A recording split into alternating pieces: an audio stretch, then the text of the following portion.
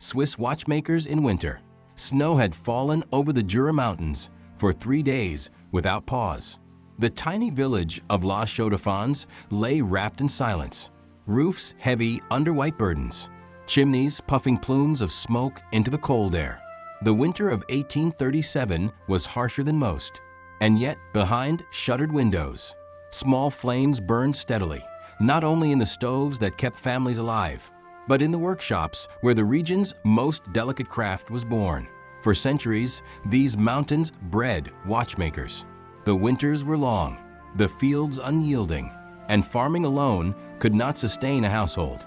But when snow buried the valleys, men and women bent their backs not toward plows, but toward benches lit by oil lamps. Here, amid tools small enough to rest on a fingernail, time itself was shaped. The village of time. Jean-Pierre Morel was 24 when he inherited his father's bench. The table was scarred from decades of filing, hammering and engraving, yet polished smooth by countless hours of touch. Beside it sat a drawer filled with brass wheels, ruby bearings, and tiny springs coiled like sleeping serpents. His father had died the previous spring, leaving behind little money, but a reputation for precision. Local merchants spoke his name with respect. His escapements were said to tick more faithfully than the village clock tower. Jean-Pierre had no illusions. He was not yet his father's equal, but winter demanded work, and work demanded courage. Each morning, he stoked the stove with what little firewood remained and sat by the window. Snowflakes struck the glass as if eager to peer in, to watch his hands tremble as he set a balance wheel into place. Winter rhythm. The life of a watchmaker in winter followed a rhythm as steady as the pendulums they built.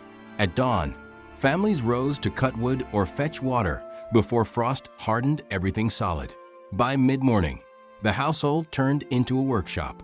The wife polished cases, the eldest son filed gear teeth, the daughter assembled hands. Even the grandmother, her eyesight fading, sorted screws by size and placed them carefully in wooden trays. This was no solitary craft. It was survival. Watches were not made by one artisan alone, but by dozens of hidden hands. In Geneva, merchants ordered complete timepieces. In the Jura, peasants provided the parts. One family specialized in springs, another in gears, a third in enamel dials.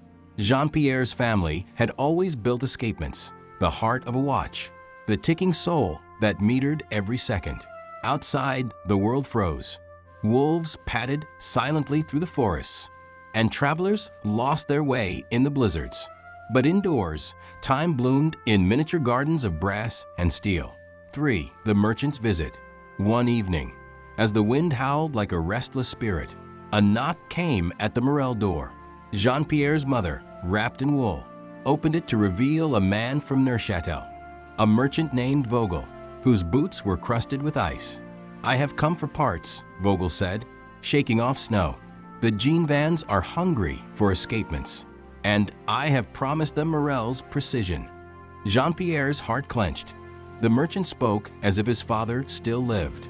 Yet he also offered something else, opportunity. If Vogel accepted his work, the family could survive the winter. The merchant stayed for supper. Potato soup, thin but hot, eaten by the light of a sputtering candle. Then Jean-Pierre placed a velvet pouch on the table.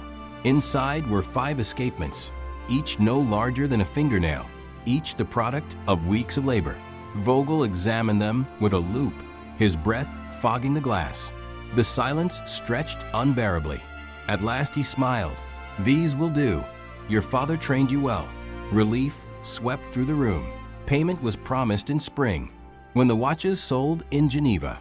Until then, the family must continue their work. Winter was only beginning. The rival. Not all in the village wished Jean-Pierre success.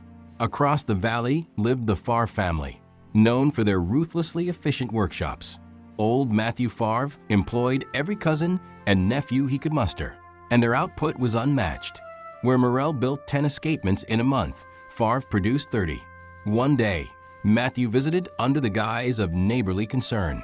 "I hear Vogel has taken your work," he said, sipping from a cup of hot cider. But merchants are fickle. They demand more each year, and only those who can keep up will endure. Jean-Pierre felt the sting in the words. His family's small scale was their pride, every part finished by hand, every wheel inspected thrice. But pride did not fill bellies. The Favres grew rich. The Morels barely survived. That night, Jean-Pierre lay awake listening to the roof creak under snow. Could precision alone sustain them? Or must he sacrifice quality for speed? The ticking of unfinished escapements on his bench gave no answer. The lesson of winter. Weeks passed. The cold deepened until frost blossomed on the walls inside the house. Jean-Pierre's younger brother coughed at night, his chest rattling. Food dwindled. Potatoes sprouted eyes, and bread hardened like stone. Still they worked. One morning, the boy dropped a gear wheel onto the floor. It vanished into a crack between the boards. The child began to cry. He knew such waste could not be afforded. Jean-Pierre knelt, placed a hand on his brother's shoulder, and said softly, "Even time can be lost, but it can also be remade. Watch." He cut a new wheel, slower than his father would have done, but steady. As he filed each tooth, the boy's tears dried.